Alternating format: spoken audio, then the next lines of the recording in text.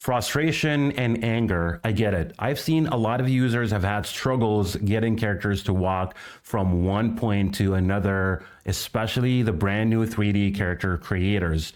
Hey, what's going on everyone? My name is Ali, and in this tutorial, I'm going to show you how to work with the walking cycles for all characters. But before we dive deeper into this, I've got an example that I want to share with you. So let's go ahead and watch it together and then come back to the tutorial.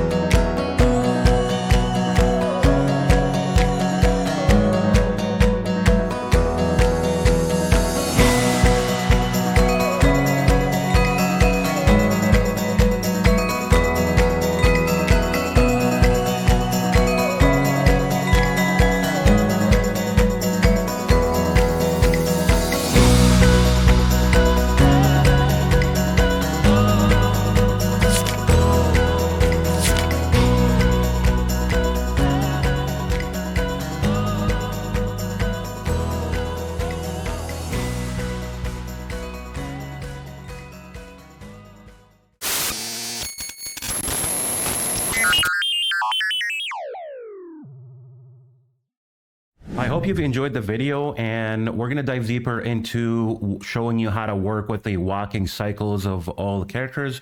But in this tutorial, I'm going to be focusing on the 3D character creators.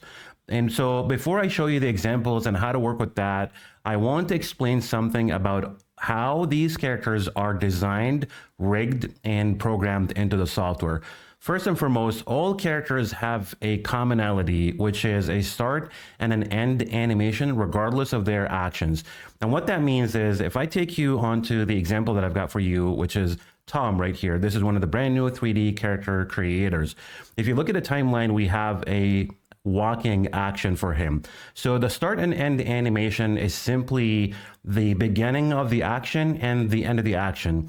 And so all characters are designed exactly the same, in which they start by looking at the camera and then they make their action and then finally come back or turn back to looking at the camera again. So for this example, again, he is going to be walking, but before he does that, we can see that he starts by looking at the camera. And as soon as I start moving my playhead forward in time, you can see he turns to the left side to begin to walk, and then finally go back and turn back to the camera again.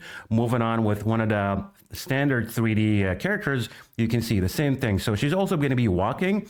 And so the start animation is by looking at the camera. And then once I move my playhead forward in time, she's going to start turning to the right side to begin walking, and then finally come back and look at the camera one more time. Again, even if we go for these type of characters, she's also going to be walking, and as you can see, she starts by looking at the camera, she then starts walking, and then finally look back at the camera.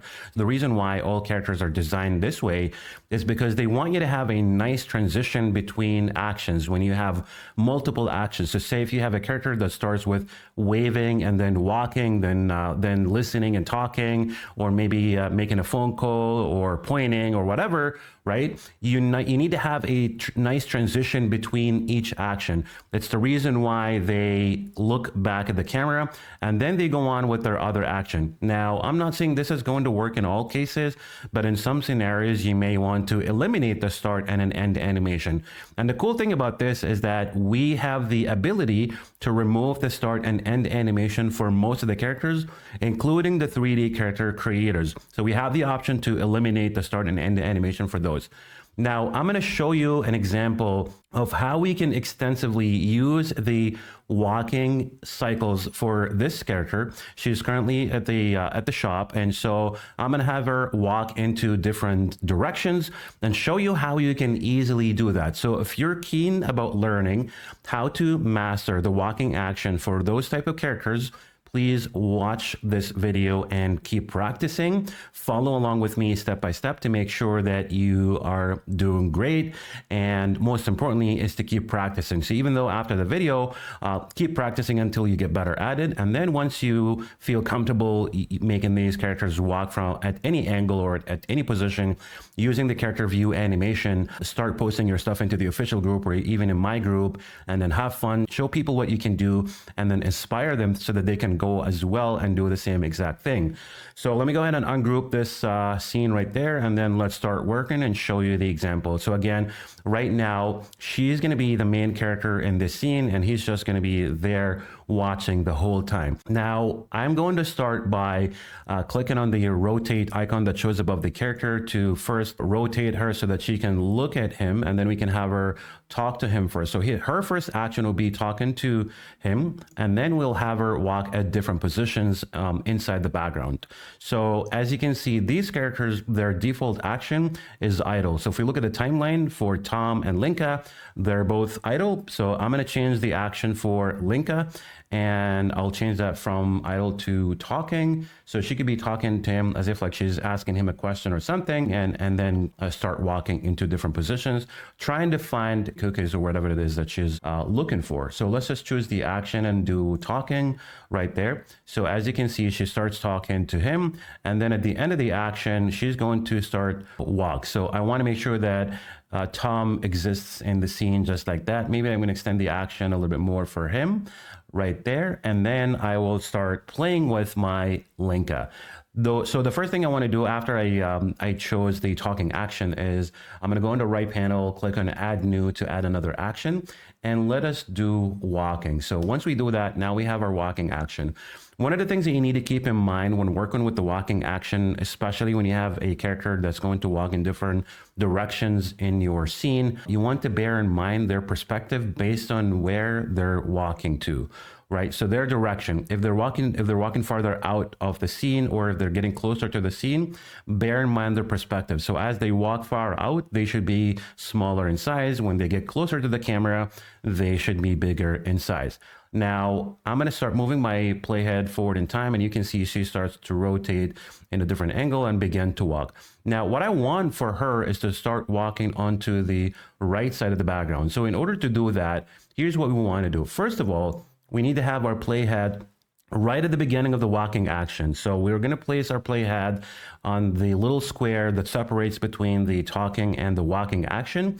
Then we will go on to the add animation button above the timeline right there. Under properties, we're going to choose character view. The reason we're doing that is because character view animation is responsible for rotating your character at any angle you want. And so the cool thing about these characters is that they can rotate in 360 degree, which is awesome.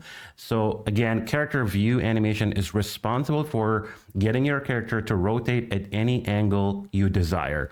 So now that we have got this set up, we need to go under the easing tab and then choose linear for both in and out. And we've got our keyframes set up on the character's track. All we're going to do is we're going to select the second keyframe, and then we're going to click on the rotate icon that shows above the character, and then rotate her into the right angle like this so that she can walk over to the right side. And so I want to make sure that I position my second keyframe before she starts walking. This is where it drives people's nuts because they are having a hard time trying to make this right. So the best way to do this is when you're working with the character view animation, and even if you add other animations like the position and scale or just position animation, you have to bear in mind in the spot where your character is about to start and stop walking. This is very important. When you have your keyframes exactly at the spot where your characters are starting to walk and stopping to walk, that's exactly the right or the perfect way to do it. So let me just go ahead and move my playhead around to see where is the spot to do that. It looks like it's fine the way it is. The character doesn't start until then. So this is the spot where she starts moving her legs and begin to walk. From there, I need to have my playhead on the middle of the second keyframe of my character view animation,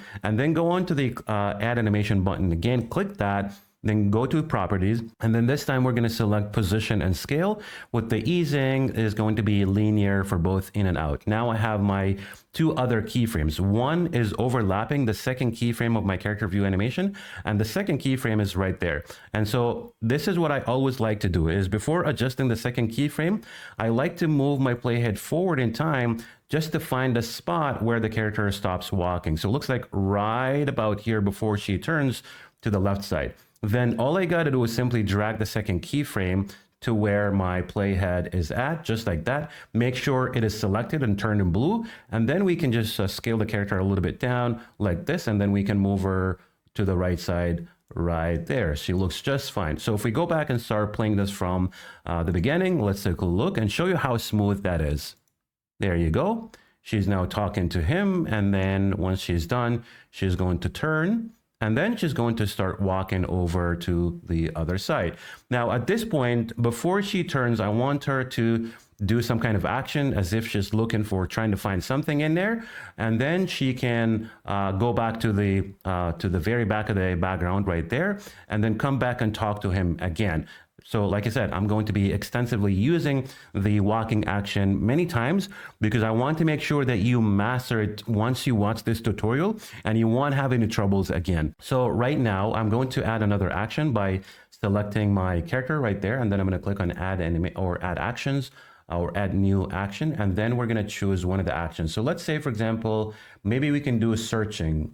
So let's just find that and yep, click that right here. So again, we have the action set up for us. Look at that. Once I start moving, we'll play it forward in time. Linka starts to turn to the left side and then she starts searching. So we want to prevent that from happening. So the way to do this is very simple. All we're going to do is that we need to have our playhead right in the middle of the second keyframe of the walking or position and scale. Then we simply select our character. We go and click add animation.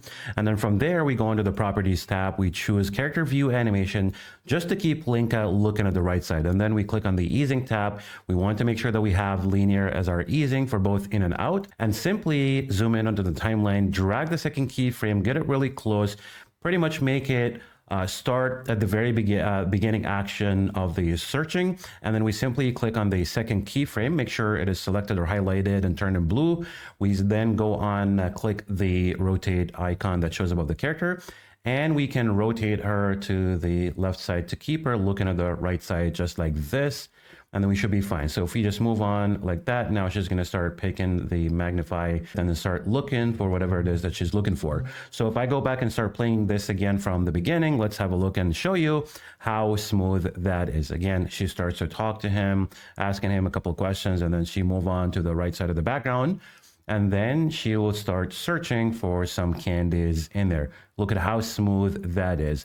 From there, I want her to walk at the very back end of the background, right? So say she did not find what she's looking for, we need to have her walk onto the other side of the background. So what we're gonna do is we'll go under settings on the right panel, we'll click on add new to add another action, and then we will choose walking right there.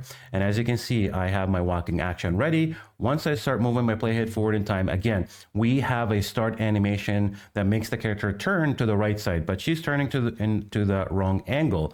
So all I'm going to do, I'm going to find a spot before she starts turning, and that basically starts at the very beginning of the walking action. From there, I can have my playhead again on the little square that separates between the searching and the walking action. We then click on add animation. Easing is going to be linear, and then we can choose properties. We will select character view animation, and then from there we can move our playhead forward in time just to find a spot. She's about to move her legs and start walking. We want to prevent her, from start walking at first. We drag the second keyframe to where our playhead is at, like this. We then click on the rotate icon that shows above the character, and then we can just make her rotate in the right angle. So she's going to be walking right off at the back end of the background, just like this. So let's take a look now. Yep, she's looking good so far. All I'm going to do next is I need to have my playhead right on the middle of the second keyframe of the character view animation. And then I click on add animation. Properties will be position and scale because she's going to be walking further down in the background. Easing is going to be linear for both in and out. And then again, same thing, before adjusting the second keyframe, I'll move my playhead forward in time just to find a spot before she stops walking. I'll select my character, then add another action for now until we get there. So let's just add new and then do searching again right there. All right. And then right now, let me just zoom back in onto the timeline and again, find a spot before she starts turning. So it looks like right about here, that's when she finishes walking. So I'm going to drag the second keyframe to where my playhead is at, right there. And then I'm going to resize my character, get her back in the scene right there. Make sure she has the right size, just like this. And let's just go back, take a look. She's just doing fine. Really good. Okay. So again, at the end and by the beginning of the searching action, she starts, turns to the wrong angle. And again, we want to prevent that from happening. So all we're going to do is we're going to have our playhead right on the middle of the second keyframe of the position and scale. We go again and select add animation. Easing is going to be linear for both in and out. Properties will be character view animation, so we can control her rotation.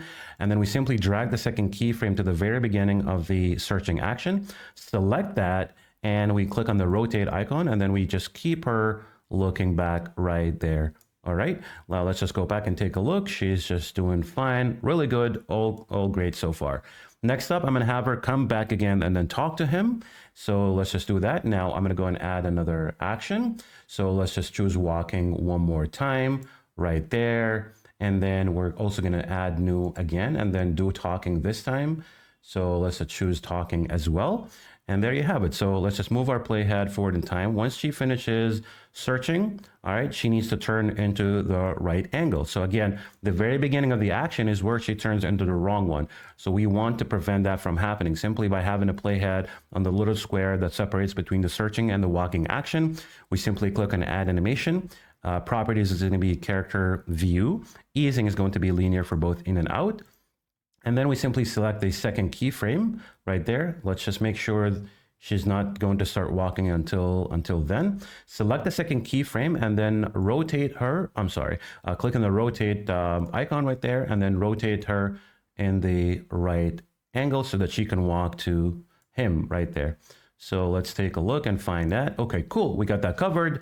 Now it's time for us to add some other keyframes to get her to walk over to this guy. And so what we're going to do is we'll click on add animation right here. Easing is going to be linear for both properties. We will choose position and scale because she's going to get bigger as she gets closer to the camera.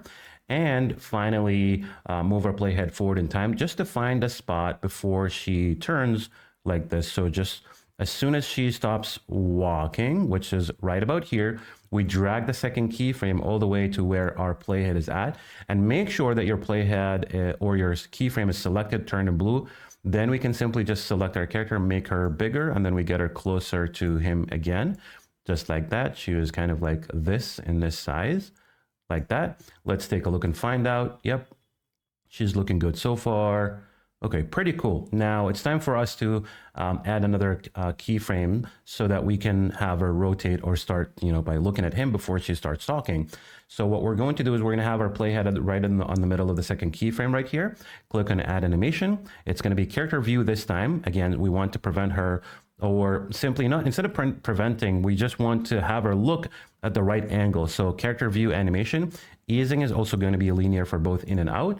We simply drag the second keyframe to the beginning of the talking action right there. And then we select the second keyframe and click on the rotate icon that shows above the character. And we could just have her, keep looking at him just like that. And then let's just go back and find out. Okay, she's looking good so far. And then she's going to keep talking to him right there. And then we can fine tune his action, but I'm not really worried or concerned about him. I'm more concerned about how you can properly get these characters to walk from one direction to another using the character view animation as well as position and scale, or just position, depending on where your character is walking from and to. Now I have, I got it all set up. So let me go ahead and start showing you the whole thing from the beginning. Press play, and there you have it. Let's just watch it together. Nice and easy, moving on to the right side. Pretty cool. Starts to search. And then when she couldn't find what you're looking for, she's going to go on to the other side of the background. So as you can see, this is really smooth and nice. She looks pretty natural, which is amazing. So that's how you can manage to get your characters to walk from one position to another. Look at that, how smooth that is. This is amazing, right? So once you keep practicing, once you get better at it by practicing, you'll do just great. So know that the only way for you to get this right is to position your keyframes exactly right at the spot where your character is about to walk and stop walking. And then you now know that the character view animation is responsible for rotating your characters in different angles. So if you can understand this, then you are well on the right track. I hope you found this helpful. Now, if you're interested in the other series of videos about the walking action for all other characters, let me know in the comments below. And thank you so much for watching, and I'll see you on the next one.